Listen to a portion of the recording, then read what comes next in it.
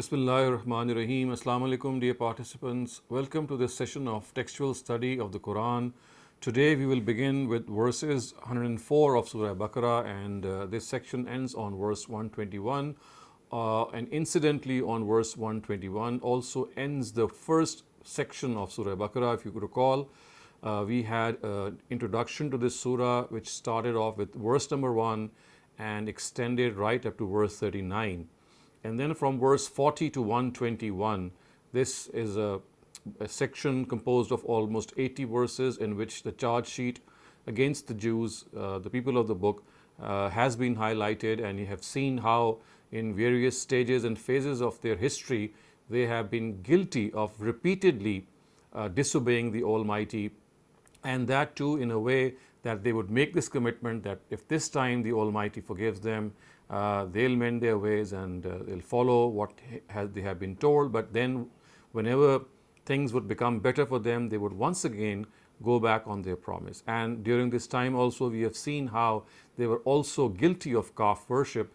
And unfortunately, the translators of the Torah, if you read them, if you read the particular section, on the relevant section, you'll find that the history that has been narrated in it, especially the translations of their interpretation, they show that Aaron, who was the brother of Moses, was actually guilty of this calf worship. He was the person who has been nominated in biblical history as the person who was responsible for this calf worship. But remember that the Torah, the way we have it today, in spite of the fact that it is, which is found in its final form in the book of Deuteronomy, which is the fifth book of the Pentateuch, we do have it in its revelatory sequence in the first four books.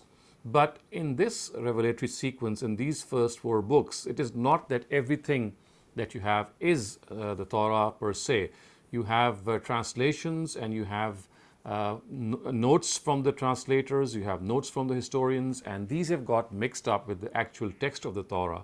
So therefore, when we say that Aaron was made to be seen guilty in the Torah, it's not that the Torah itself, of course, is something which does so, but it's more likely that the translators and the people who have mixed up some of the biblical history with these translations were responsible of this.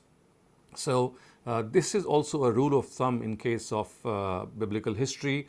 When you study the first four books of the Torah, you will find that this is the case with many other incidents as well. And the Quran, when it takes up these incidents, so one of the reasons for taking them up is to correct the history and set straight the record, because we find historical aspects being discussed in the Torah and being distorted there by these biblical historians. And the Quran makes it a point to correct history. And you shall see as we go along in Surah Baqarah, as we study some of the other periods of the history of the Israelites, that there are several other places in which this was corrected. And when we go on to the next surah, Surah Al-Imran, you'll find that even in the Injil or the Gospels, the situation is not very different. Once again, we are faced with translators from the Injil and the Gospels who have mixed up the exact words or the words which were revealed with historical explanations and maybe their own explanations, and it is here that you'll find the maximum amount of distortion.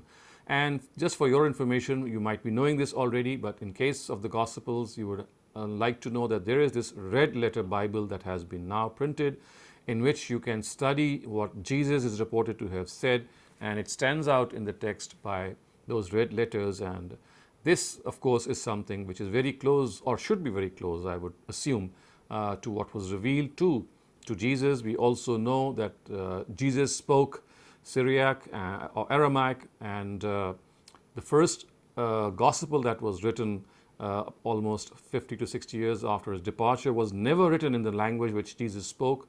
It was written in Greek, and this is the first ever instance in which the Gospels were written. But remember, Christ never ever spoke Greek. So this is a case of a simple translation in which whatever he spoke was translated in the very first, in the very beginning, which is contrary to the Torah. So the Torah, we cannot have, we just cannot say this with certainty. I mean, in fact, to some amount of certainty, what we can do say about the Torah is that the Hebrew language with which Moses spoke in his own times, the Torah was also regarded in the earliest instances in the Hebrew language. But this is not something which is found in the case of Jesus. And if you ask this question that why would God allow this, to my mind, the answer to this question is that remember that the Injil is just an explanation of some of the aspects of the Torah. So Jesus has said this in his own words, that he's not come to revoke the law, he's come to complete it. So some of the aspects of the Torah that needed some explanation, that needed some spirit at times we find in the Torah some of the original words being devoid of the spirit or the soul of the content itself. So you find a lot of explanations that you can read in the Gospels that relate directly to some of the aspects not found in the Torah. So we have to make this note that Injil or the Gospels are in fact not as such an independent book themselves. I mean, they are merely a completion, or you can say a supplement to the book of God, which is actually the Torah. So if there ever was a complete book of God before the Quran, the analogy with the Quran would be the Torah. And also something that would be of interest to you to note is that just as the Quran was revealed to us in its revelatory sequence and then it was recompiled, given a new order and a new sequence, and the sequence that we have today is that new sequence in exactly the same way, in precisely the same way, the Torah, the first books of the Torah, the way they are found today, and they're called as the Pentateuch, they are in the revelatory sequence, in the chronological sequence. The fifth book, which is the book of Deuteronomy, this is the final canon. It is also called a revised canon because now in this fifth book, those first four books have been recompiled in its final form. So in other words, if we had the revelatory sequence of the Quran intact, for example, although we don't have it, just as if that would be the case with the Quran, maybe the revelatory sequence would have been described before, and then the final sequence that we have today is the one that we can just say is parallel to what the Torah has. So the point that I'm making here is that we have a very, very uncanny resemblance with the Torah. The Quran has this resemblance, and that is why you'll see that at a lot of places in the Quran speaks of just one book before the Quran itself, which is a complete book, and that is the Torah. So whenever it says, whenever you speak in the singular, you'll find it is actually referring to the Torah, and all the rest of the two books, the Injil and the Psalms, both of them. So Psalms is a book of hymns, basically a collection of hymns which Prophet David sung on his harp, and they basically are again a supplement to the Torah. So both the Injil and the Psalms both form this supplement, but the book that is really to be understood as a book which is parallel to the Quran is the Torah. And that is why, in particular, that as you have seen in this section, which starts off with verse 40 and now is going to end with verse 121, there are numerous references which the Quran makes to the Torah, and it says that you go and see how we have said this. I think you might have noted this. The incident of calf worship that we studied is found in the Torah. Similarly, some of the other elements in which they would make this covenant with the Almighty, and the Mount of Sinai it figures in the Torah a lot. So that is the same as the Mount of Tur, which is mentioned in the Quran. So these are some of the parallel details. One more thing that I'd like to point out here for those of you who would like to draw parallels between the Torah or the Old Testament and the Quran is, if you can get hold of Abdul Majid Daryabadi's tafsir of the Quran, it is found both in English and the Urdu language. It has been published by Darul Ishaat in Karachi. So one of the distinguishing features of this tafsir is that Maulana Abdul Majid Daryabadi, a distinguished, I would say, a person who was very well informed of the old scriptures, he has presented all parallel verses which can be found in the Torah vis-a-vis the Quran. So throughout the tafsir, which consists of 4 volumes, he has written them in Urdu and in English. I mean, both have been authored by himself. It's not a translation. So the Urdu one is an original, and the English one is also an original, both of them being authored by him. And it's a very, very useful studying aid for people who would like to see those parallels from the Torah. So wherever there is any reference in the Quran from the Torah, you don't have to find it in the Torah. He has already done that for you. So this is something that you might be interested to know. It's easily available in the market, especially you can just order it, and I would recommend it for all those people, and especially advanced students of the Quran, because unless you have this parallel grasp of the previous scriptures, in particular the Old Testament, a lot of passages of the Quran, I mean, they would not be completely understandable in the sense that some of the details would be unknown to us. So I'm going to start off today, and this is something that is going to also go along in this last part of this first section, that the charge sheet, which has been, it has been begun, it had begun with verse 40, is now continuing. It's still at peak, and you'll find some more things as well. And one of the very pranks, very prominent pranks, which the Jews would play would be that they would distort the words of the Quran to change their meaning, and in this way they would make fun of some of the I would say the position and the honor and the title of the Prophet himself. And the verse that I'm just going to read out to you, you'll find out how they would twist their tongue and change the meaning of the word.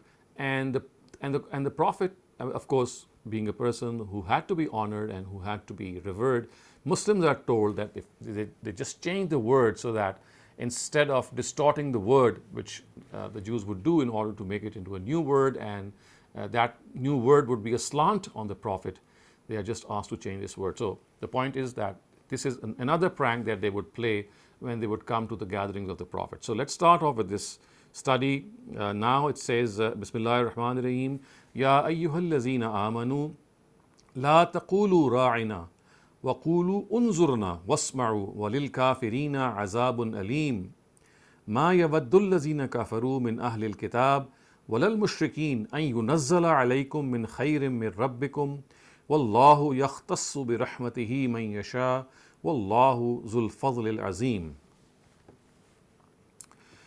To protect yourselves from their mischief, believers, when you sit in the company of the Prophet, do not say ra'ina, but say unzurna, and whatever is said, listen to it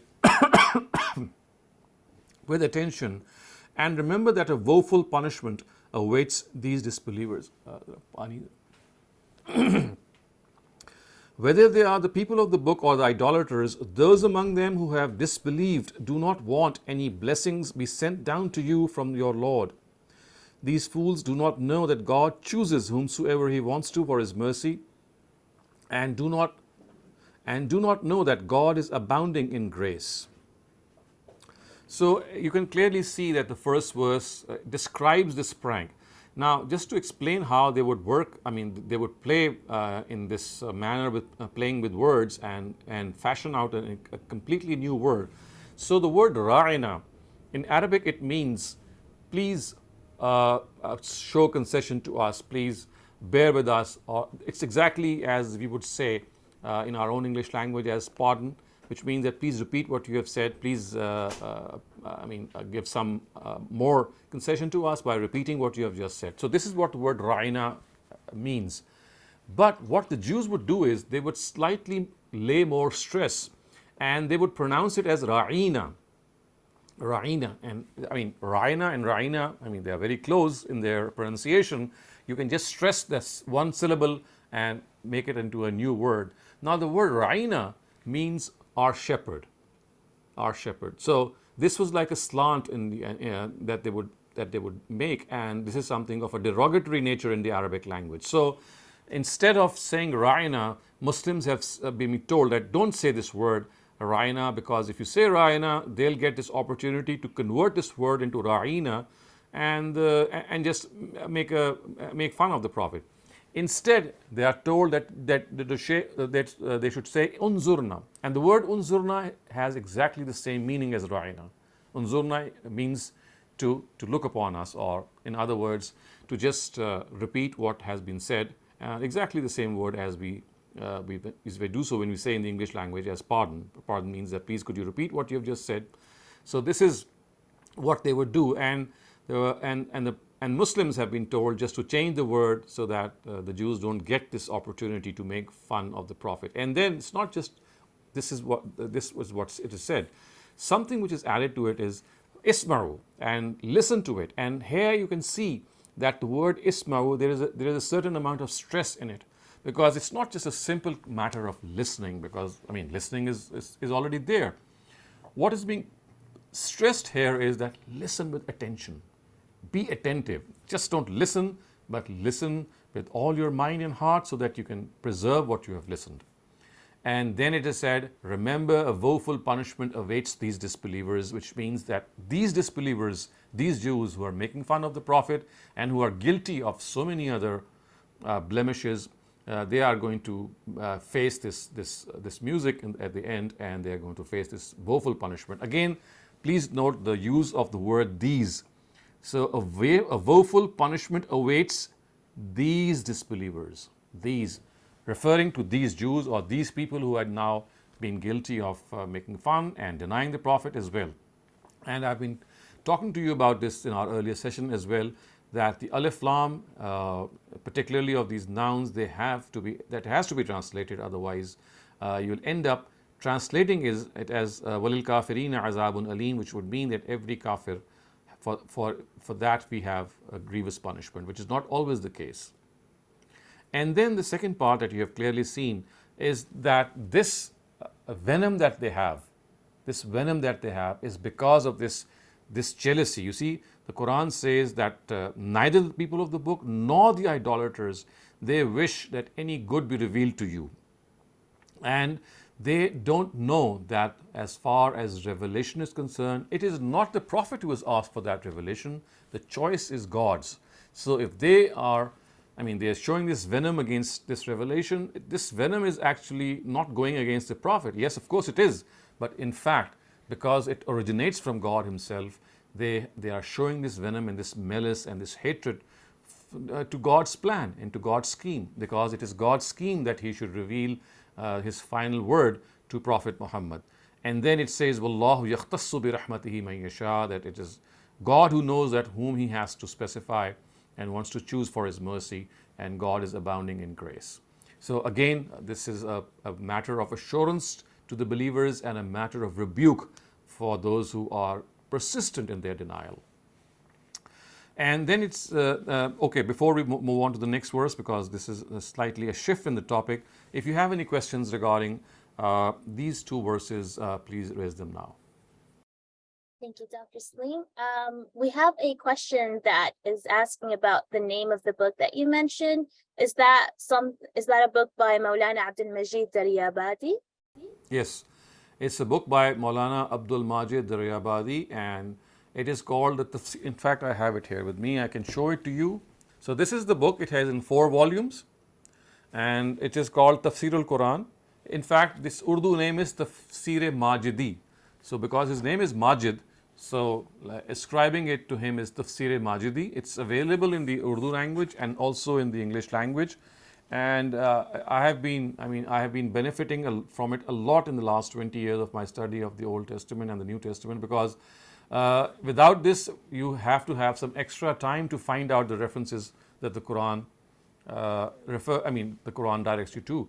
But the Daryabadi Sahib has already done that wherever the Quran has made that reference, he has made that available in his tafsir. And not only that, another distinguishing feature of his tafsir is that besides the Old Testament and the New Testament and their citations, he has gone a step ahead, and that is that he has also cited ERE, which is the Encyclopedia of Religion and Ethics, a voluminous thing that is found in a lot of volumes, and he has referenced ERE and a host of other books on Jewish history, on Christian history, which are also very important in the study, and as well as some of the commentaries of the Torah. So it is a very, very handy book to have for students of the Quran.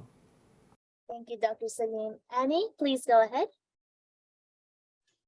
Thank you. Assalamu alaikum, Dr. Shehzad. Walaikum So, verse 104, it's an example, but there are several examples throughout the Quran where there is a reference that's being made to something specific which is happening in the life of the Prophet. So I have a general question, we can address it later, but how does that jive with the, majority belief, in Muslims that the Quran is uncreated? Uncreated. I mean, how would it go in favor or against it? How does it support that logic? Because if it's uncreated and it's addressing specific issues which are arising in the time of the Prophet, then how can it be uncreated? I mean, whether it's created or uncreated, I don't think it has any relevance to this, because you see, it's something which God is speaking of and revealing in steps and in episodes wherever they are needed. So, regardless of the fact, I mean, let us suppose it is created or let us suppose it is uncreated. I mean, I think that whatever stance we adopt, although I think I do have an opinion in that, I don't think that the stance would affect in any way what the verses say here. All that these verses say here are that these words are, I mean, the Quran is a word of God, and this word emanates from Him through Gabriel at various instances of time to guide Prophet Muhammad, and it has been revealed in those episodes as has been specified several times in the Quran. So I think that the issue of being created or uncreated, the issue of Khalqul Quran, as is famously called, I would say that whether you raise it or not, because that is basically a theological issue, it goes besides the understanding of the Quran itself. I mean, what relevance? So there's no relevance if we say that it's created, but if we say it's Yeah. uncreated, then that makes everything deterministic, which means that everything that others are doing was preordained. You see, that is what I'm saying here, that even if you think that it was created, what does that mean? I mean, people who are the proponents of the Quran being created, of course, they can explain it better. But the fact is that if you look at other parts of the Quran, I mean, one of the most important attributes of the Quran in order to understand the Quran is to look at parallel verses. So the parallel verses of the Quran themselves tell us that the Quran was revealed over a period of time in accordance with needs. And in fact, one of the objections which was raised by the disbelievers was Laula nuzzila hazal Quranu jumlatan wahida, that why isn't this Quran revealed in one go? Why is it that it is revealed in various episodes? And the thing that they would imply is that, well, Muhammad thinks about the revelations and then he comes up with certain words with the aid of the jinn and some of the other spirits, and then he starts to reveal them. So basically their objection was that why doesn't he come up with the whole of the Quran once? Of course, implying that he takes his time to think over the next part and then the next part, and so on and so forth. And so the Quran, while answering this objection, has said that we revealed it in this way, kazalika warattalnaha alayhi tartila, that we reveal it in a gradual way, because had we revealed it in one go, people would not have been able to bear all of it in a sense that would have to follow all of it in the same instance. So a gradual process was needed, and that is why we have done so in a gradual process, and we do so as and when it is required. So that is why I say that whether you look at that discussion of creation or uncreation vis-a-vis the Quran, I mean, that is besides the point, because parallel verses, they do tell us the mechanism of the Quran, and of course these parallel verses would at times go against that, against the view that it was uncreated. So now let's move on to the next part. ما ننسخ من آية أو ننسها نأتي بخير منها أو مثلها ألم تعلم أن الله على كل شيء قدير ألم تعلم أن الله له ملك السماوات والأرض وما لكم من دون الله من ولي ولا نصير. They object, why do we make some alteration in the Sharia of the Torah?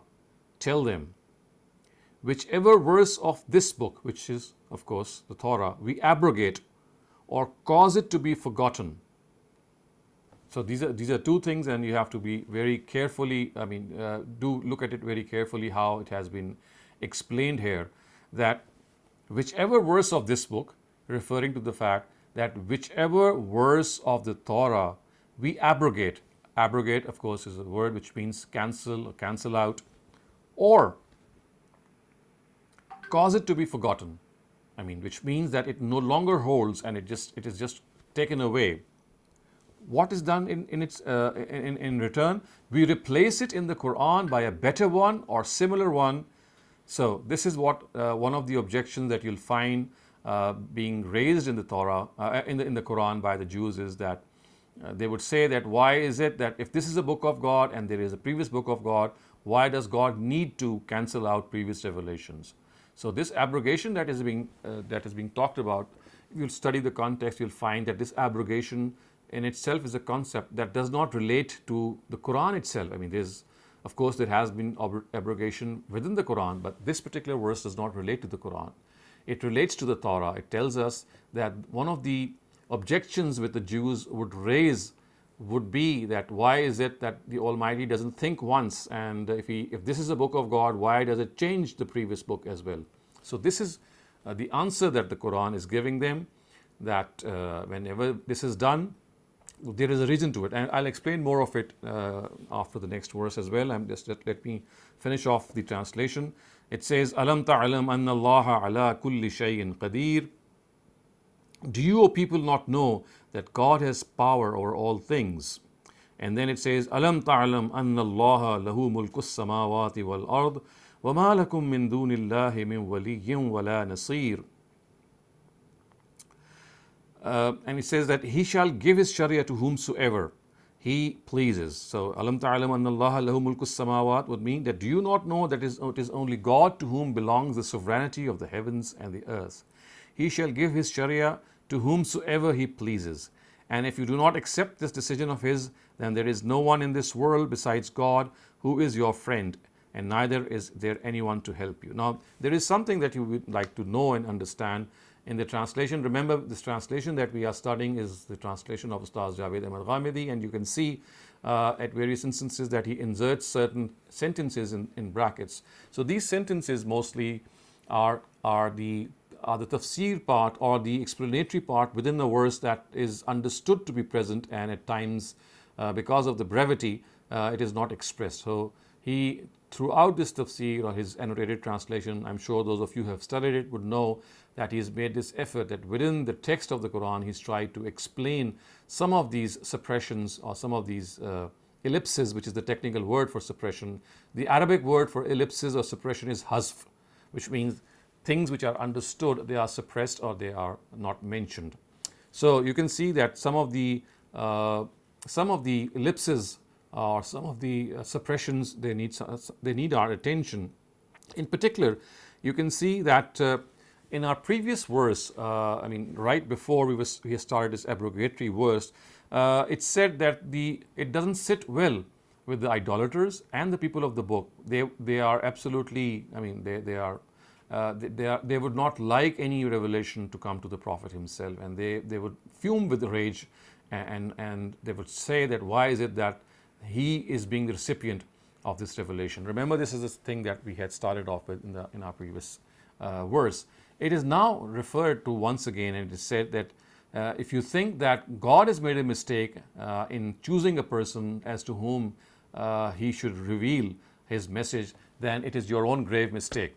And when it is said that Alam ta'lam anna Allah lahu mulku samawati wal ard, it is precisely to have this reference to that earlier part, that if you think that you are more worthy of that revelation, then you are mistaken, because it is God who knows the secrets of the heavens and the earth. He knows whom to choose and whom not to choose.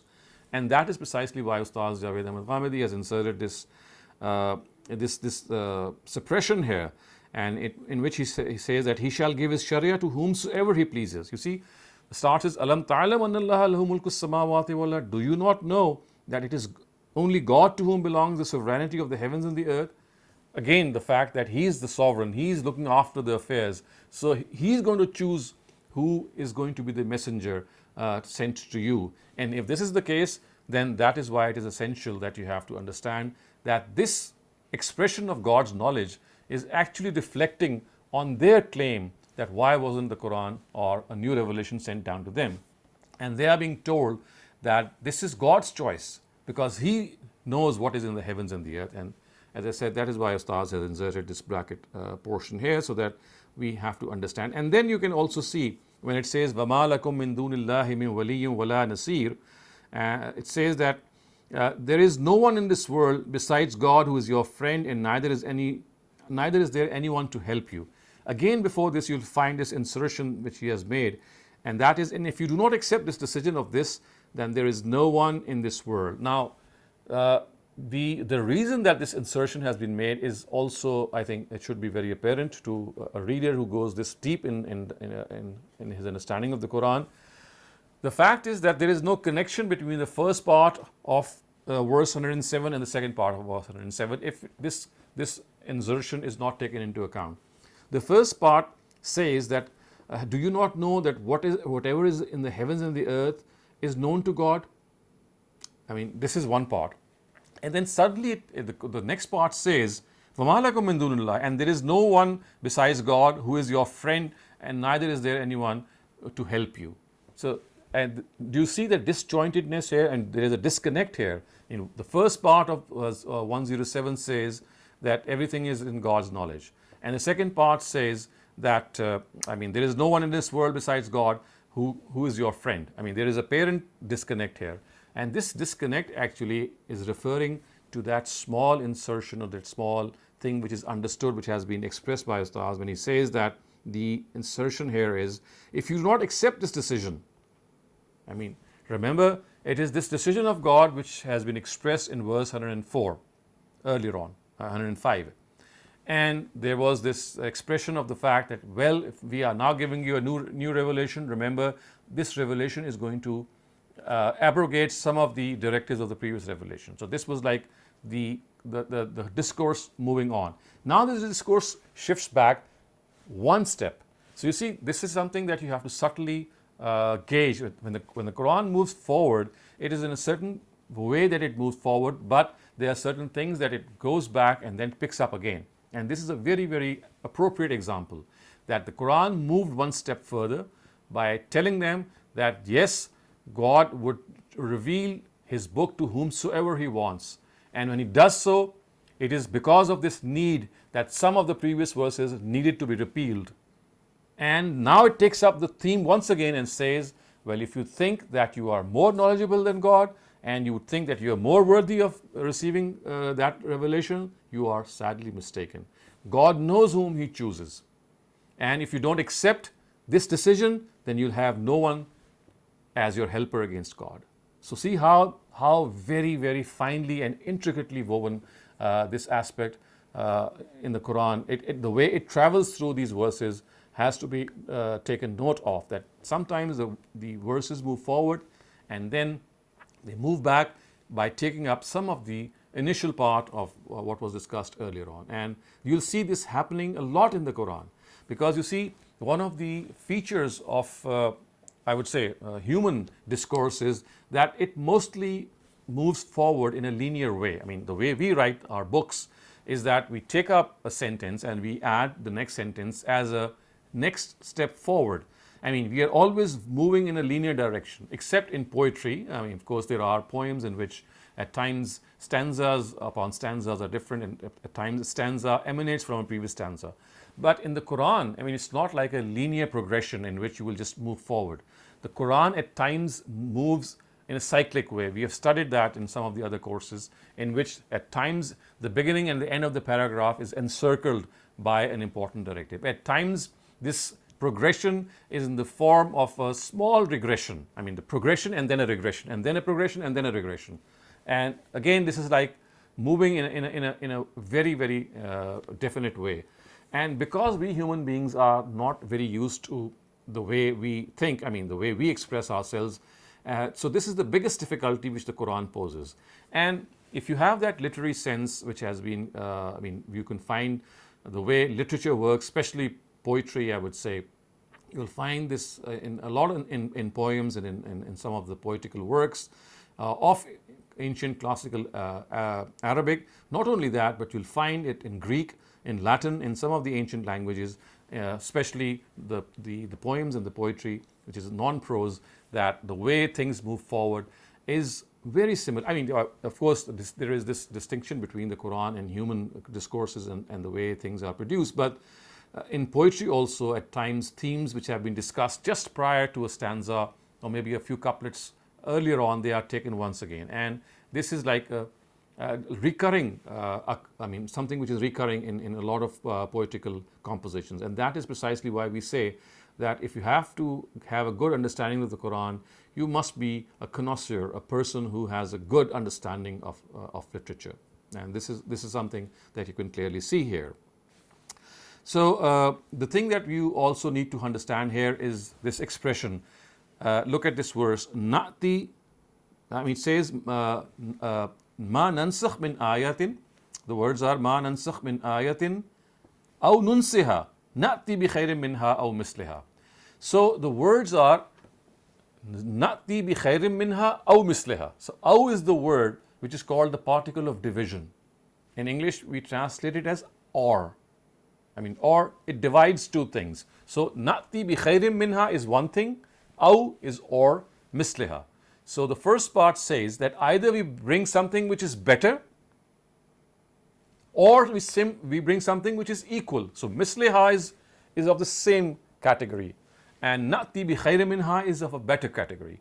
So the Quran says that when we repeal the Torah, either we bring something better or we bring something equal to what the Torah has already said. So this aw is the particle of division, and the implication, as I said, is that the principles of the Torah, whichever were abrogated because of evolution of society and change of circumstances, were replaced by better ones, and the ones that were caused to be forgotten were replaced by similar ones. So remember, there are two things: either they were replaced by better ones, the ones that were abrogated, or the ones which were forgotten, they were replaced by equal ones. And if you ask me that what exactly is are these directives, you'll find that in the Old Testament there are so many directives which are related to the civilization and the social structure of those times, which at the advent of Prophet Muhammad, when he appeared on the globe and he appeared in the land of Arabia, they were going through a drastic change, and the society which was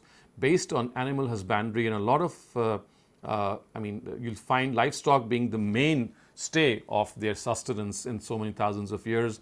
There was this change that was going to take place. So you'll find, for example, in the Torah, the ritual of animal sacrifice at a number of instances.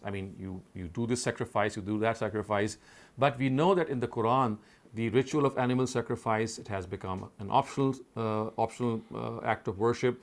Also, it has been reduced. So if you read the Torah, you'll find, just as we have the 5 prayers, we are praying 5 times a day, you'll find that the ritual of animal sacrifice is also so rampant in the Torah for various instances and for various reasons that it is almost as if we are going to slaughter an animal every day. But with changed circumstances, and we know this change has occurred now over a period of 2 millenniums, we just cannot have livestock available to us the way it was in those societies. So this is one big change that was brought over, and animal sacrifice, which was now part of parcel. It was originally part and parcel of that society, such that it became part of a ritual as well. It could no longer go on in that way. And now, in drastically, you'll see in the last Sharia, the instances of animal sacrifice have been reduced by a fair number of counts. So this is one area which you can clearly see. But other than that, you can see that there were the loss that was caused was, of course, by the Jews who could not maintain the corpus of religion, and wherever it was necessary, it had to be replaced. So this is something that we have to understand, that replacement was basically either because of evolution of the societies or because they had repealed or forgotten those directives and something similar to them had to be brought forth. Now, if you ask me that which example can be cited in order to furnish the fact that there were directives that were forgotten, so we just could not have that example, because remember, what was forgotten was replaced by the Quran. So unless we know what was forgotten, or had it been pointed out by the Quran that look, this was the one that was forgotten and now we've replaced it, we could have been in a position to do so. But in the case of the first one, in which directives were replaced because of society's evolution, yes, we can make an educated guess regarding that. But all in all, the problem here, the reason why this whole verse has been cited, as you can see, is because of that objection put forth by the Jews that if God is omnipotent, He's all knowledgeable, why does He need to abrogate a book by another book? Why is there a need to bring about a new book? So of course it was an objection for the sake of an objection, and this is what they would do. But the Quran, as I said, because of the fact that there were people amongst the Jews who were also, they were not as stubborn in receiving an answer as the fact that they would not comply or they would not be convinced, but there were people who were waiting for a good answer, and for them such an answer was sufficient to convince them. So that is why the Quran entertains answering some of these questions. Otherwise, you have seen that in some instances the Quran does not even like to answer these objections because they are so absurd that the Quran says that why should such an objection be answered? But some of the objections which are answered, of course, as I said, the reason for them being that some of the other people who were waiting to have an educated answer, they needed this dose to tell them that, well, this is the answer. So that is why the Quran at times does answer them and tells them that, well, this abrogation is not because God has forgotten something or maybe He has moved on in His ideas. It is because of your own human need that these things now have to change. So if you have any questions regarding this part, please raise them now before we move on. So a few questions on 106. So Okay. one is just in translation, when you say nunsiha caused to be forgotten.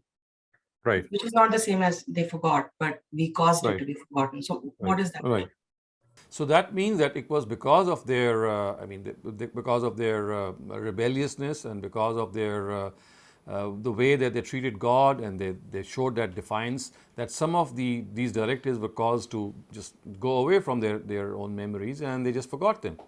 So basically it is, because of the fact that they were guilty of certain things that this was done. Okay. And then I understand, the insertions in the translation, which you said are like tafsir. So they're persuasive. I understand them.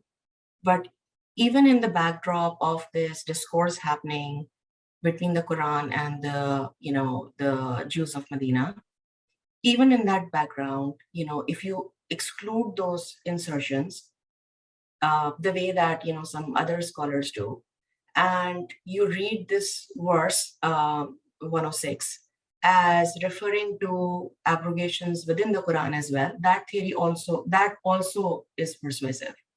So so why is such a definitive insistence on Right. this being Right. related to the abrogation of Torah and not the abrogation of the Quran? Right. So you see, we have to realize that basically the charge sheet against the Jews is the topic of this section. So you see, it's not the Quran which has been discussed. The Jews were not even raising any objection on the Quran, for the moment at least. So if you look at the whole nazm or the whole coherence and the sequence, you'll find that the charge sheet or some of the things that they would do is mentioned here. So the first reason that why we say that the Quran is not being discussed here is because this is not an objection which they ever raised against the Quran. The objection that they would raise would be against the finality of the Quran, and that is how it actually relates to the Jews. And the second thing is that the words which are used here are also not very appropriate when we say that whatever we, it says ma nansakh min ayatin or nunsiha. Nunsiha is not a proper word for the Prophet to be used, that, well, whatever he had been made to be forgotten or made to forget was replaced by a better directive. So, the Prophet, of course, cannot be assumed to have forgotten something because he was working in God's surveillance, and of course, he was not also guilty of any of the crimes which the Jews were, as a result of which they were made to forget some of these directives. So, the words themselves are, to me, are also not appropriate for any abrogation in the Quran. So, I would be making 2 points. One, that the whole sequence of verses tells us that it is basically objection which the Jews would raise, which is under discussion, and obviously they would do so when you would find the Torah being discussed. And secondly, the words would be absolutely inappropriate for the Quran being used. And I would add a third one, is that it would have absolutely no connection with the previous part. It would be suddenly something in which what exactly is the Almighty implying? So there's a whole discussion going on with the Jews, and now he's addressing the Muslims and telling them, well, there are some abrogated verses in the Quran as well, so don't worry about them. So it doesn't make sense that suddenly something new comes up without any, without any reason, because there is a flow of the text. But can I maybe just push on that a little bit? Because in the previous Sure. verses, we have looked at, Yes. the Jews ridiculing the Prophet using pejorative Raina Right. verses, Right. So, and in the same breath, if you take it to read that, whichever verse we abrogate or cause it to be forgotten, we replace it, with a better one. So it could be argued that, it's in the vein of them ridiculing the message. And the Quran is saying if there's an abrogation, we bring a better one.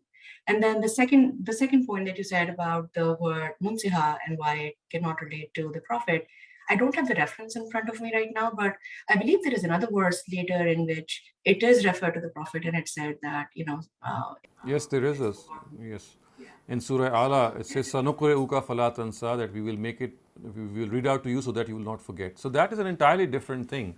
Fala tansa is basically an assurance which is sounded to the Prophet, in which he would fear that he might forget something, and the Almighty is assuring him that don't worry, we are guarding this revelation process, and you'll not forget anything. So it's not that he was made to forget something.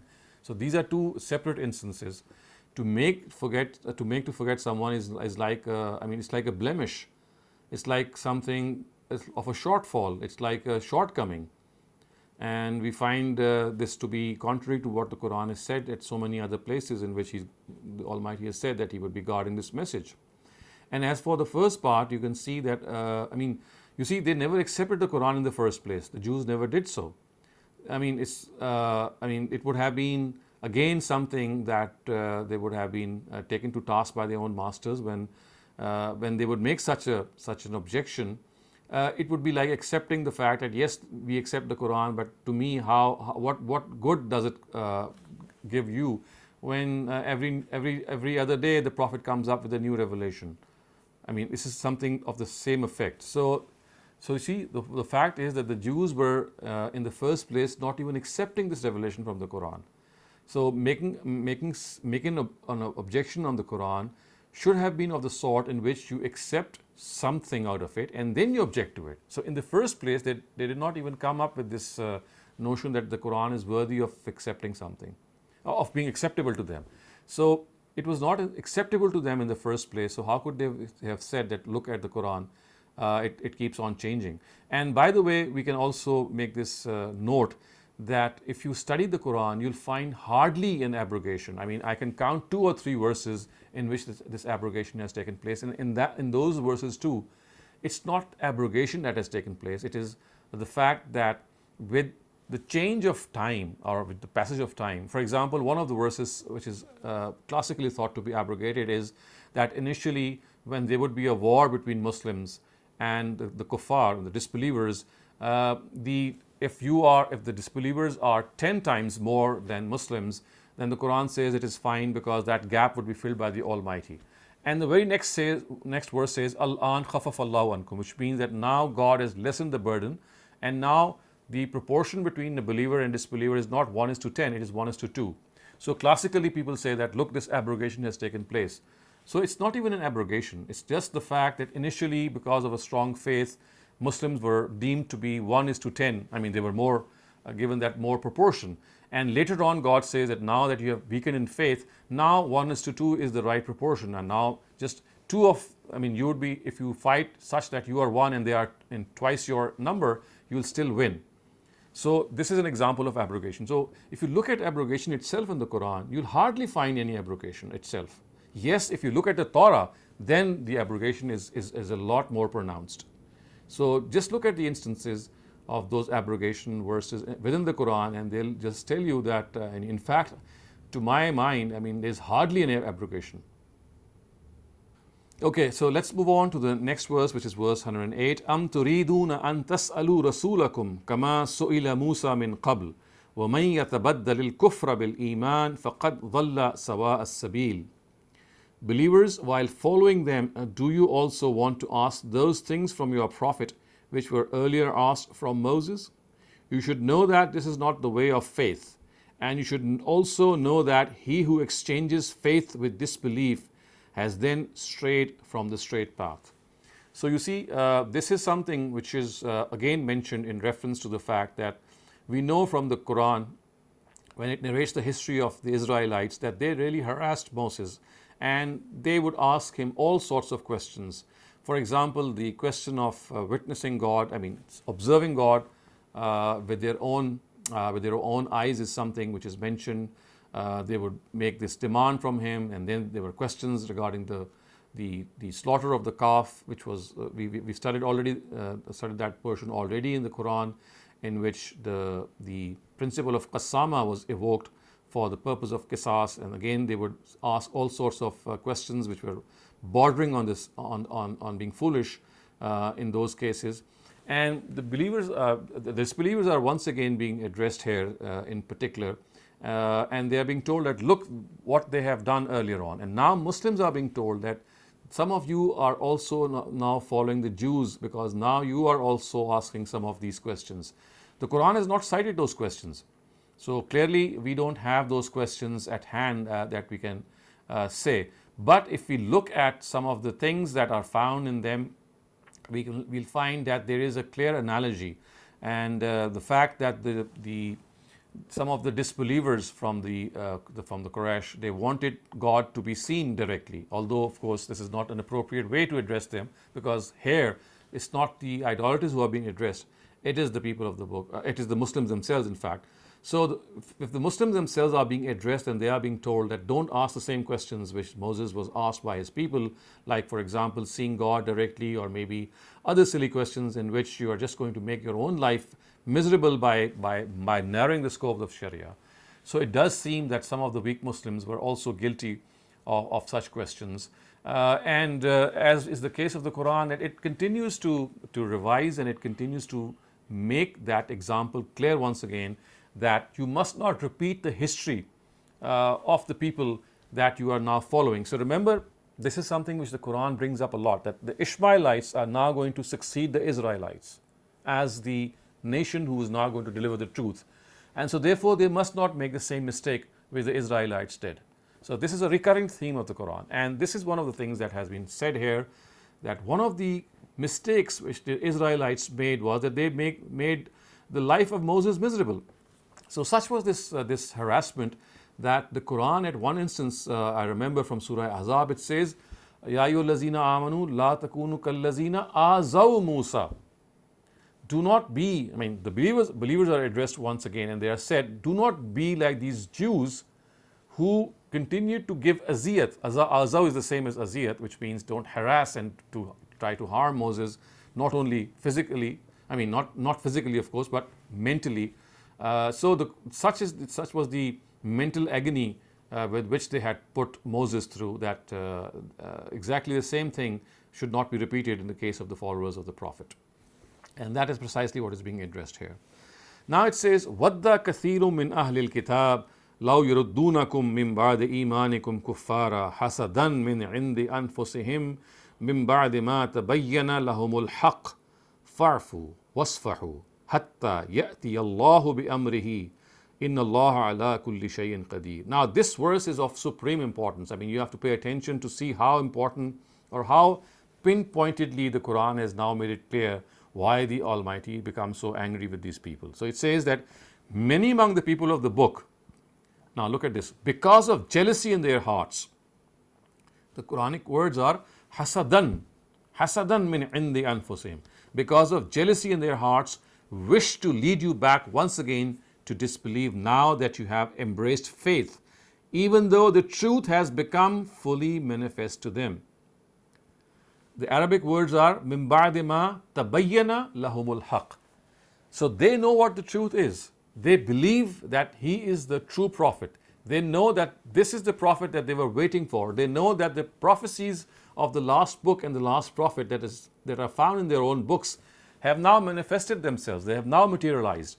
So the words are tabayyana lahumul haqq. The truth had become evident to them. And in spite of knowing what the truth was, they took to denial. And this is where the wrath of the Almighty is invoked a lot. That a person is not denying out of any misunderstanding.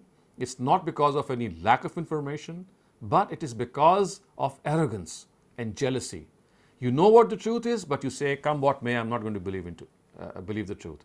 This is what enrages the Almighty, and I think this is what enrages human beings as well. When we know a person who is not following the rules of the game, who knows what the truth is, it's not out of any ignorance or of lack of information or any other thing that he is not understanding the truth. He is perfectly understanding the truth, but out of jealousy and arrogance, he says, "I'm not going to accept it."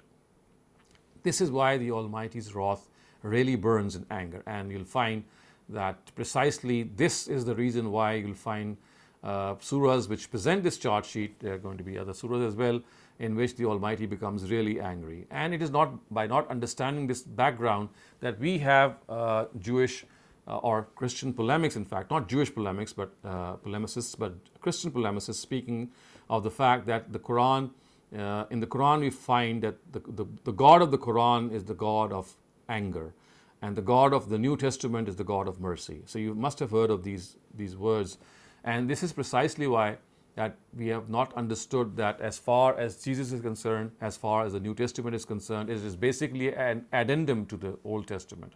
So you'll find the rage of the Almighty equally manifesting itself in the Old Testament. You'll find very similar verses in the Old Testament, but yes, not in the New Testament, because in the case of the New Testament, I mean, it's not an independent book in itself. It is like an addendum to the Torah. So the confusion which our Christian brothers have been fraught with is because of not understanding the fact that as far as the wrath of God is concerned, it is equally the same in both books of God, and it is equally because of arrogance and jealousy. So look what the Quran then says, "Fa'fu wasfahu hatta ya'ti Allahu bi-amrihi." So forgive them and ignore them until God takes His decision. So you see, this is a time in the Medinan period, this is the Medinan surah, that the hypocrites and the disbelievers, they were really wreaking havoc in amongst the Muslim ranks, and all sorts of allegations were being presented. The Ifk incident also took place. There are a number of things which took place which were meant to undermine and bring them into disrepute, bring the honor of the Muslims into disrepute. And look what the Quran has said. He said, "Farfu wasfahu," still forgive them, just ignore them, because in spite of these diehards who are taken to oppose the Prophet, you still have those people who are still thinking, and they might still accept faith. So you see, you can see how on the one hand the anger of God burns, and on the other hand the amount of respite He still gives. He says that in spite of all these blemishes and all these errors that they are making, give them more time, because yes, some of them will still not accept, but there are some hearts, some weak hearts, some faint hearts, or you can call them whatever you like, who are still thinking on the message, and they might pay heed to that message. So the time has not yet come for that final punishment. Give them more time. So this is something that we have to really understand, how beautifully this balance has been struck by the Almighty Himself, that on the one hand that anger, and on the other hand that mercy element going side by side in tandem. And then it says, وَأَقِيمُوا الصَّلَاةَ وَآتُوا الزَّكَاةَ وَمَا تُقَدِّمُوا مِنْ خَيْرٍ وَمَا تُقَدِّمُوا لِأَنفُسِكُم مِنْ خَيْرٍ تَجِدُوهُ عِندَ اللَّهِ إِنَّ اللَّهَ بِمَا تَعْمَلُونَ بَصِيرٌ. And to combat their mischief, be diligent in their prayer and pay zakah, and remember that whatever virtue you send forward for yourselves, you will find it with God. Indeed, God is watching all that you do. So you see, this is again a very good example, this verse, to make us understand how at times the Quran works. So if we do not understand this insertion which is you can see in the text here by Ustaz Ghamidi, these two verses would appear absolutely disjointed. I mean, on the one hand, the Quran is telling the Muslims that the reason that these disbelievers are not accepting faith is not out of any misunderstanding or lack of information. It is because of their jealousy. Hasadam min anfusihim. They fully recognize the Prophet. And the very next verse says, "Aqimus salata wa atuz zakat." Apparently, there is this disconnect that what exactly is the Quran implying? because I mean, yes, it's a positive directive, but what bearing does offering the prayer and paying zakat have to the fact that the Jews have this jealousy? So, if you study other parts of the Quran, if you study parallel verses of the Quran, you'll find this mentioned on numerous occasions, and specifically while addressing the Prophet. The Quran telling the Prophet that whenever you hear these ignominies from the book, people of the book, or the idolaters, whenever you feel yourself being tied up by these people, whenever you feel these slants hurting you, whenever you feel them making headway against you and causing all sorts of discomfort, and also trying to harass you or trying to bring your own household into disrepute, instead of, I mean, taking them to task, because they still have the time, that there are some good hearts still in them, so that they can convert, give them more time. But what you can do in order to cement yourself from the harms that they are causing you, from the harassment that they are causing you, is to come closer to God through the prayer and the zakat. So precisely this is the reason why Ustaz has revealed this hasf here, by saying that to combat their mischief, this mischief that they have just released by accepting, I mean, by not accepting a book that they are very, very well convinced of. They are just playing this prank. They are just showing their venom and their hatred against this book. But what can the Prophet do? Yes, the Prophet could have done something had the Almighty said, now you can wage war with them, or now I'm going to punish them. Then, of course, everything would have fallen in its place. But the Almighty never did so. He gave them more time, because there were people who could still accept faith, and in return he told the Prophet and the Muslims that if you are suffering, then the answer to this suffering is not to punish the disbelievers or the hypocrites, because there are people among them who might change. The answer to this is to become more God conscious your own self. Come closer to God through the prayer, through zakah. And you see, you must be remembering, we have also read this verse somewhere earlier on. I think it's the 39th verse of the surah, which says, "Wasta'inu bis-sabri was-salah." Seek help from patience and from salah, which is the prayer. And exactly the same charge sheet was sounded to them earlier on, and then this verse said, well, be patient and let them do what they are doing, and let them give some more time, and you'll find them, maybe some of them, turning towards your own faith. But at the same time, because it really makes you tight in your heart, it makes you sad and sorrowful, what you can do is seek help from God's prayer. It is exactly the same thing which has been mentioned here, that these pranks that they are playing, your weapon to reply to them is not to retaliate at the moment, because we still have to give them time, but to become closer to God yourselves. And remember what it says here, وَمَا تُقَدِّمُوا لِأَنفُسِكُم مِّن خَيْرٍ تَجِدُوهُ إِنَّ اللَّهِ, that whatever virtue you send forward for yourselves, you will find it with God indeed. God is watching all that you do. So it's like inspiring the Muslims to be good at all times, and the fact that they'll face this reward in the hereafter, but asking them to give more respite to disbelievers. So again, if you have any questions regarding these two verses, please bring them up. Adil Qureshi, please go ahead. Ji, Assalamu alaikum, Doctor. So, sir, in this ayah where Allah Almighty is encouraging them to say prayers and also pay zakat, I think you highlighted this a couple of times, that zakat is not really in Islam a mere charity. It is basically a tax that you are paying to the state. So was a Muslim state created back then already, where people yes. are paying tax to the Muslim state? Yes. I mean, this is the surah which is revealed in Medina. And in Medina, the state had been established, and it was being paid to the state. And even we have surahs in the Quran which are Meccan surahs, and we still have these verses, "Wasimu salata wa atu zakata." So wherever the state is not, present, it doesn't mean that zakat has been revoked. In that case, you would be paying it to the society, to the people who are around you, as a second option. So yes, primarily whenever there is a state, you have to pay to the state. But whenever the state is not there, because it's also a ritual of worship, you just cannot say that because there is no state, you're not going to pay zakat. So in the Meccan period, you'll find verses like "Fi amwalihim hakkum ma'lum." There is a prescribed share in their wealth for the needy, referring to zakat. So this tells us that when there is no state, as was the case in the Meccan period, even then zakat had to be paid, but this time not to the state because it was non-existent, but to the poor in the society. Thank you, sir. Please go ahead.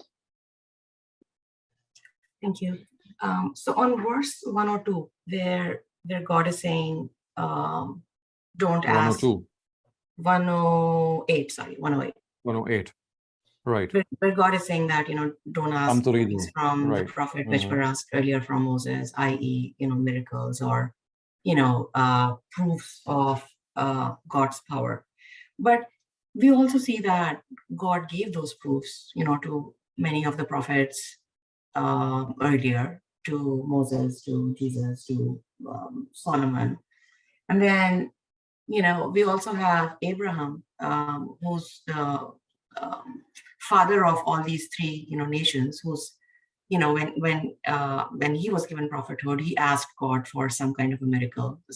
I think he asked God to show him how God can revive the dead. So even the prophet, even Prophet Abraham asked for some proof of God's power. So then why this condemnation? No, actually, first of all, we have to understand that it's not that the miracles are being condemned here. I mean, it doesn't say that. I mean, the word miracle is our insertion in the text. It says, don't ask such questions from Moses which are of the nature of harassment. And the Quran has quoted plentiful incidents in the Quran, you'll read about them, which were meant to harass Moses. So you see, the word miracle is something that we are reading into the text. It doesn't say anything that they were asking for miracles from Moses. They were asking questions.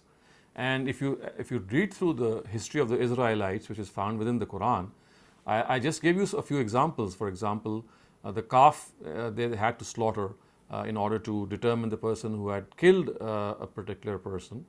They were wanted to hunt the murderer. They didn't make it simple. So they started asking these questions. And then, of course, some other questions also they asked, which were just meant to harass Moses. And they were not meant for their own knowledge in any way. So you can rephrase this by saying that it was not because of any, real need of faith that they did so, which was the case with Abraham and Moses and Jesus, as you have said. It was just as a means to, sort of corner the prophet that they would ask these questions. So these are the questions that are being referred to here. Miracles are not being referred to here. Now we come to another part of Jewish history. It's not another part, it's actually some of the beliefs that they had. So as yet we have been studying the people of the book as if they were one, as if they were united. Now comes a part which tells us that though they were a united look, though they gave an outward appearance of being united, they had grave differences amongst themselves. Not only grave differences, in fact, differences which cause a lot of bloodshed between them. So if you study Jewish history, you'll find a lot of bloodshed between the Jews and Christians at some instances. Not only in many cases where they were independent, but wherever you'll find that there were some things that they would say vis-a-vis their ideology and beliefs. Also, I'll cite some of them to you momentarily. But first, let us see what the Quran says here. So the verse reads, وَقَالُوا لَنْ يَدْخُلَ الْجَنَّةَ إِلَّا مَنْ كَانَ هُودًا أَوْ نَصَارَى تِلْكَ أَمَانِيُّهُمْ قُلْ هَاتُوا بُرْهَانَكُمْ إِن كُنْتُمْ صَادِقِينَ.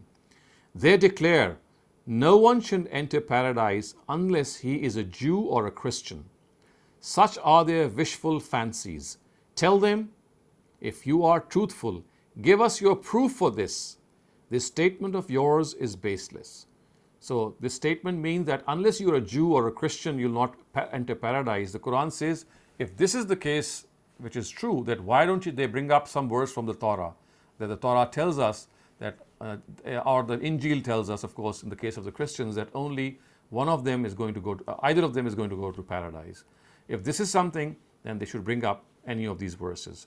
And then it says, Bala man aslama wajhahu lillahi wa huwa muhsin falahu ajruhu inda rabbihi wala khawfun alayhim wala hum yahzanun.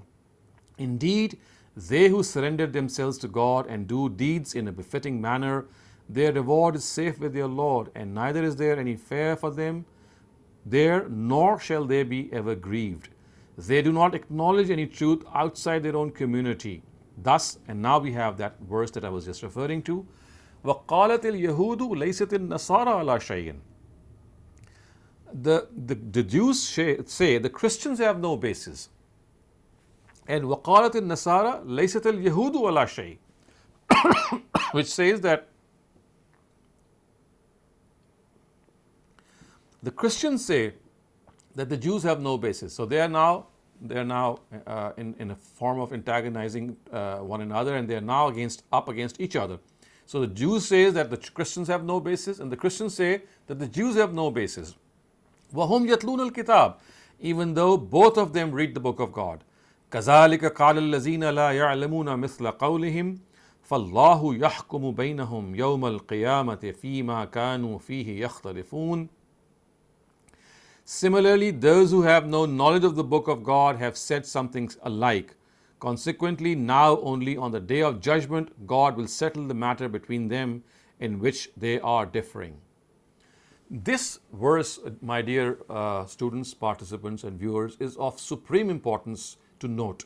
The last part, it says that there are certain differences which God is going to settle only on the day of judgment.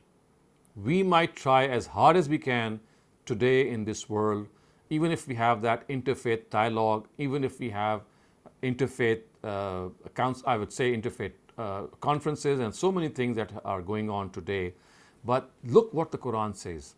It says that there are certain differences which will never be resolved. And God says that once all of you come to me on the day of judgment, look what it says. فَاللَّهُ يَحْكُمُ بَيْنَهُمْ يَوْمَ الْقِيَامَةِ فِي مَا كَانُوا فِيهِ يَخْتَلِفُونَ.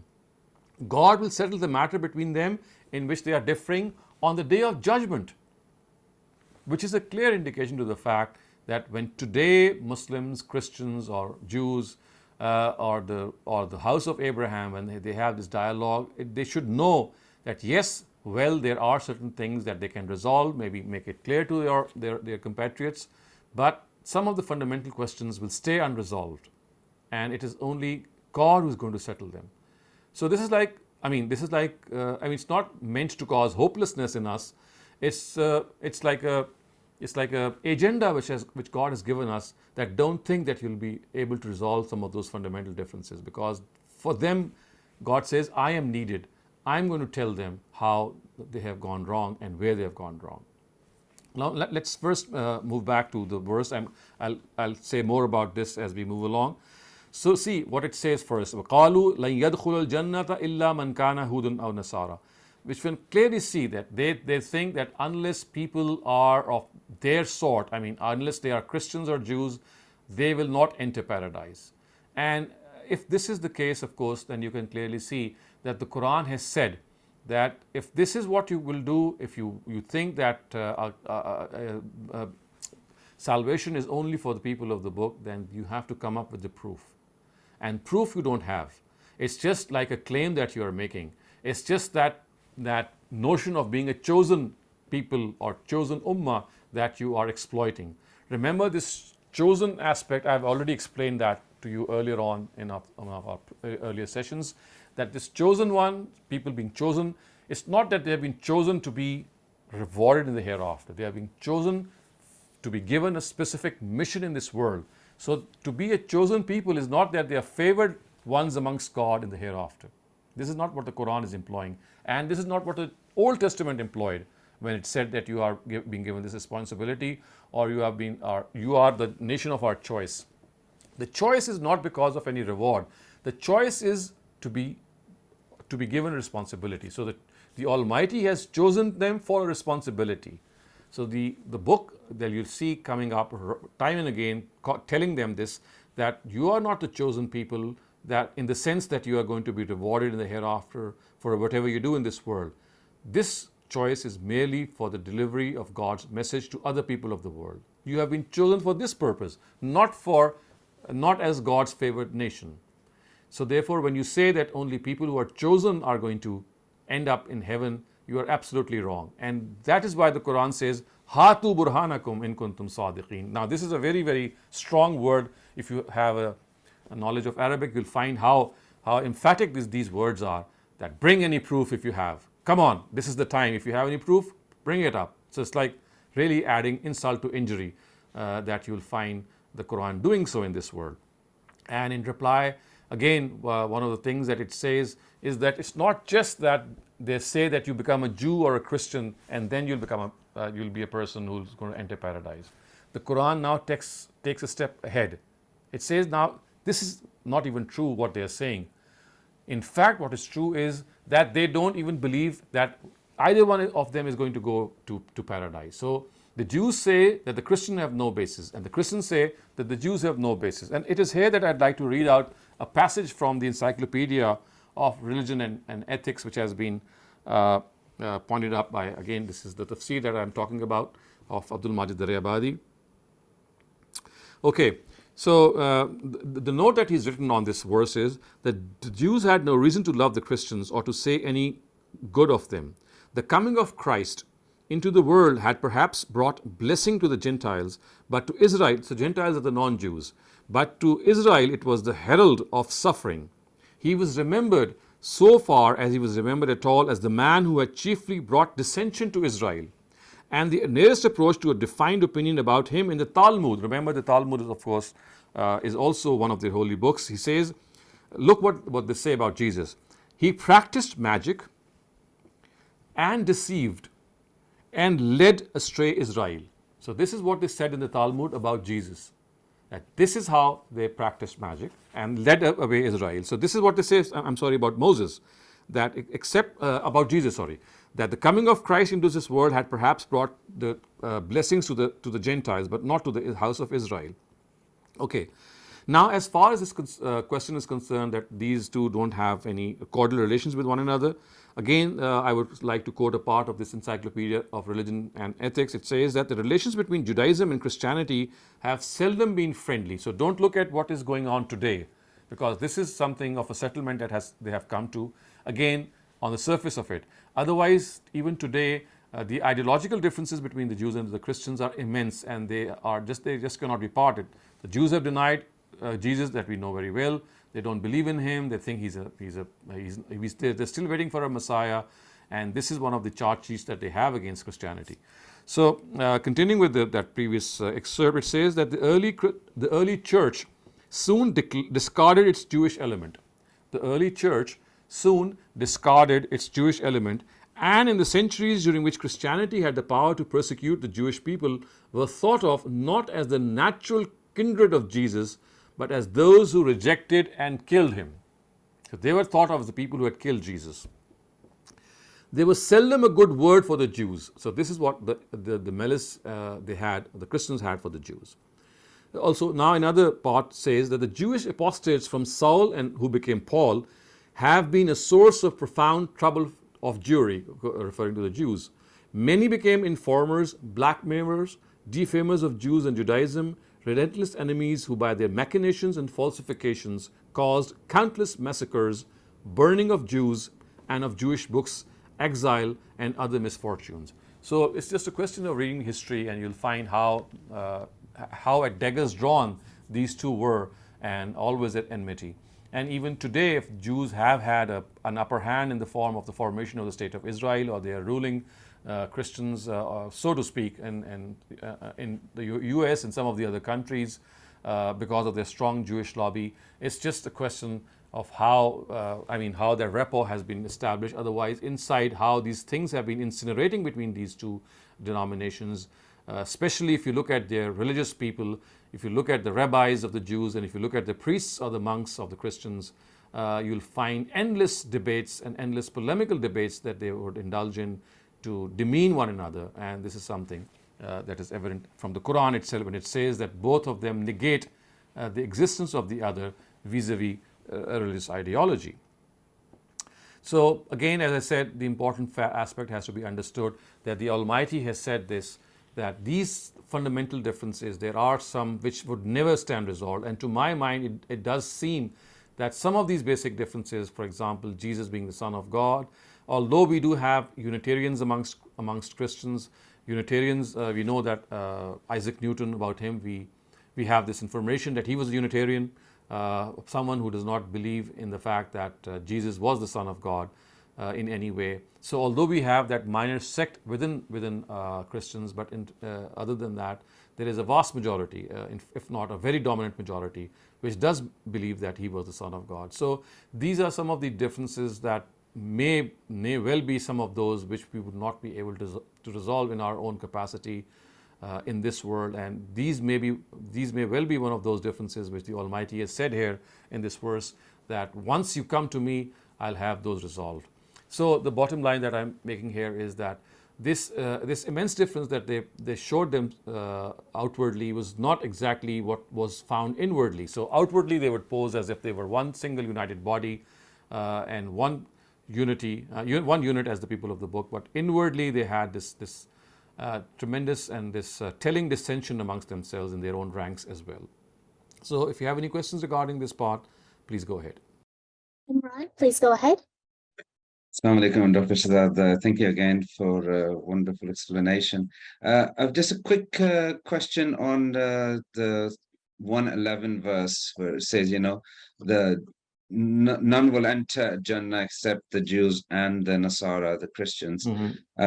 Muslims, of course, in my opinion, has similar views about themselves. So that's one thing I wanted to get your clarification. The second thing, to Ayah 113, where it says, وَقَالَتِ الْيَهُودُ لَيْسَتِ النَّصَارَى, and then similarly, the Jews are saying that Christians don't have anything to stand on. But then Quran says, وَهُمْ يَتْلُونَ الْكِتَابِ. And Al-Kitab, I wanted to get your opinion. What is Quran referring to? Either their scriptures? Right, their own scripture. Their own scripture. Because in their own scripture, they also know that there is no such thing. I mean, they don't believe in the Quran. I mean, they have yet to believe in the Quran. So the Quran would not be pointing the Quran itself as a proof. So they are telling them that their own scriptures do not support what they are saying. Makes sense. Yes, that's what the normal understanding. So I wanted to get your thoughts. And then the first one where, they don't believe, or neither of them believe that anyone besides them will enter Jannah.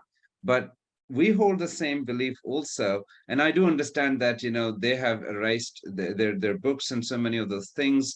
But the people nowadays don't even have access to the original scripture. So how much can we blame them since we hold the similar beliefs? So this is a much deeper question, I think, and it actually boils down to the fact that what exactly is the status of the Jews and Christians today, because they are born in a society, in a whole milieu, in a whole backdrop in which a lot has transpired, and today Muslims, the way they are behaving, they don't inspire any confidence, they don't attract any attention as to the people who are the bearer of the last message. And so therefore, why would the Jews and the Christians in the first place pay attention to the last book of God or even to the last prophet? So I think it actually boils down to this question. And my answer to this question is, you see, it's not that you need to have an ab initio research being done into things. The thing is that as human beings, I don't talk about Muslims or Jews or Christians, I talk about human beings. As human beings, our responsibility is to be a seeker of the truth. So basically, it's this quest for the truth for which all of us are responsible. So if I'm a Christian or if I'm a Jew, for example, suppose that I am a Christian. So the first thing that as a Christian, as a devout Christian or a sincere Christian that should come to my mind is that, well, today I am living in this world of 7 or 7.5 billion people, and there are 2 billion people on this globe who say that they have the last message of God, and they are the recipients of the last message of God, and they also claim that they have the last prophet. I mean, amongst them was the last prophet who gave them this last book. So my quest for the truth, or my critical view for the truth, would actually make me at least examine whether this claim is true or not. So if I know someone that there is a person who claims to be the last prophet or maybe the last book of God who has been brought down by that prophet, so I would give at least this much attention that, well, even if I have to reject it, let me examine the claim. So I think the responsibility which Christians or maybe the Jews even have today is that they still might not be convinced that the way the Muslims are behaving today, they are really worthy of being paid attention to. But because of the fact that the Quran is making this claim, so once in their lifetime, if they are to pay their attention in this matter, then this is the question that should stare them in the eye and for which they should have an answer. For example, they could have this answer that yes, this claim came to me, that Muslims or people who are believing in the last book, they claim that they are proponents or adherents to this last message. So I examined their claim and I found that claim to be absolutely rubbish and I dismissed them. Or otherwise, of course, if they are convinced, then they should be accepting that book. So something of this sort should happen, that they should examine this claim and they can dismiss it. And this could afford them an excuse before the Almighty. But being careless maybe or not even giving enough importance to this claim, I think goes against that aspect of critical thinking and more so towards that quest for the truth for which each one of us is responsible before God. So if I am a Christian and I am standing before God in the hereafter, then I should have a convincing answer to God that if I did not believe in the last prophet or last book of God, these are my reasons. I did entertain them. I did entertain the thought that they might be true. But after examination, I found this to be a false premise. So this is one place where God would give you this opportunity and this concession that yes, this person tried and still he did not get to the truth. But the reason that he is being given the passing marks is that he tried his best. Thank you very much. Do you have any course on previous scriptures in the past that we can search or like the old Not as yet. scriptures? Not as okay. yet. Not Thank you very much. Jazakumullah khairan. Thank you. We have time for just one more question. Noshaba Wasim, please go ahead. Assalamu alaikum, sir. Sir, Ayah 112, I just want to Right. clarify what kind of sorrow and fears are discussed. And also, are these sorrows and fears are from this world or after? I get your question. So I think I have explained this earlier on that this is an expression of the Quran which occurs repeatedly. La khawfun alayhim wa la hum yahzanun, and this is basically an expression that denotes the life of the hereafter. So this is an expression which depicts the life of the hereafter. That once you reach that place which is called paradise, you'll have no regrets of the past and you have no fears of the future. So you see, this life that we are living here in this world, it is fraught with regrets and it is fraught with fears of the future. We have an uncertainty about the future. That uncertain element of the future makes us scared. And we have a lot of regrets of the past because we have so many things that I wish we had done this, or I wish I'd done this, I wish I had not done that. So while describing the hereafter or the life of hereafter, the Quran says that paradise would be a place in which you will have no regrets of the past and no fears of the future. So this is what the Quran is telling him. That for them, they shall neither fear the future nor have any regret of the past once they enter there. Mm-hmm. So most of the ulama sometimes, this ayah take as this world, I can tell you that I've tried to explain that if you look at, I think this is like verse 37 or 36 of the same surah. Just pick up that verse. You'll find that this verse is occurring in tandem to hell. So in the first part, you'll find that the Quran is saying that people who do this and this, they'll end up in hell. And the very next verse it says, and those who do not do this, for them la khawfun alayhim wa la hum yahzanun. Exactly the same words. So if you read this apposition, which means this parallel part, that the previous verse is talking about hell, and this verse is bound to not talk about heaven, because this is how the Quran progresses, that whenever it speaks about hell, it immediately comes up with heaven as well. This is a very, very common occurrence in the Quran. So if you read that part, I think it's verse 36 or 37, you'll see how these two are juxtaposed. They occur adjacent to one another.